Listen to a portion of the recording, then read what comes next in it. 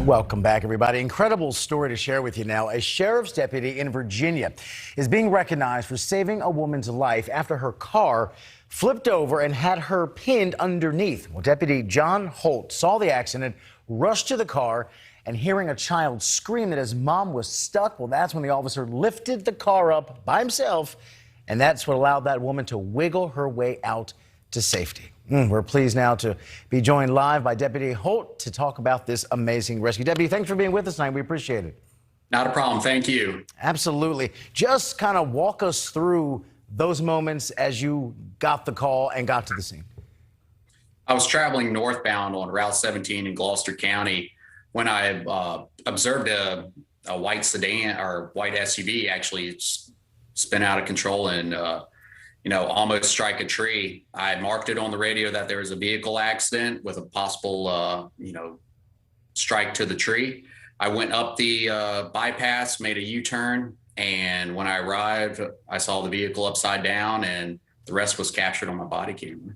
Wow. And was it the child's scream that alerted you to mom being stuck? And how did you hear that scream, the child? What exactly did the child say? And then tell me about the moment that you noticed that mom was stuck.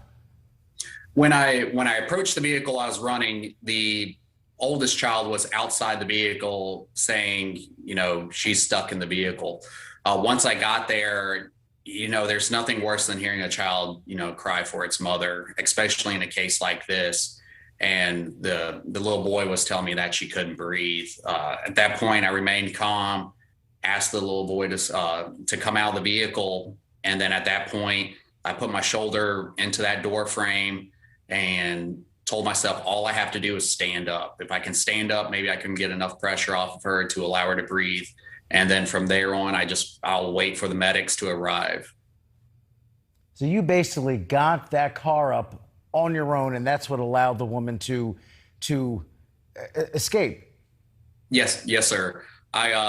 I put my shoulder into it, stood up, and at that point I heard a deep gasp of breath.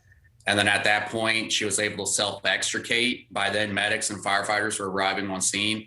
And from there, they treated her, and I turned my attention to, taking care of the kids while more medics arrived to take care of them and to get them to the hospital. Two-part question. One, how's that woman doing tonight? Two, what gym do you go to?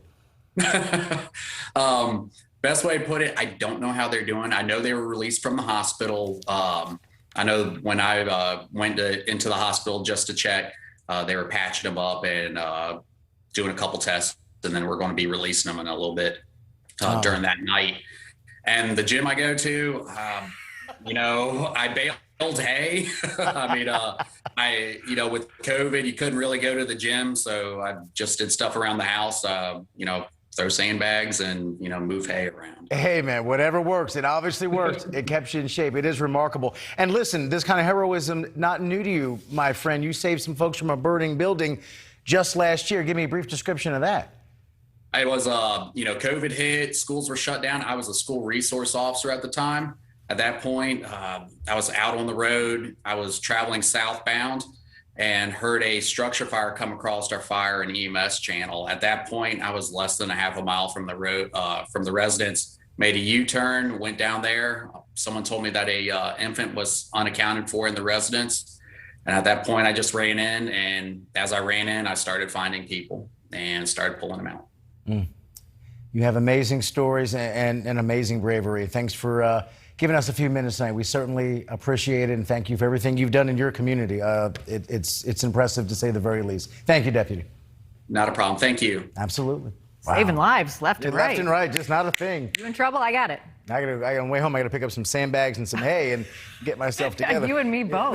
Man, that was good. He's like, well, I've just been throwing some hay around. That's right. Yeah.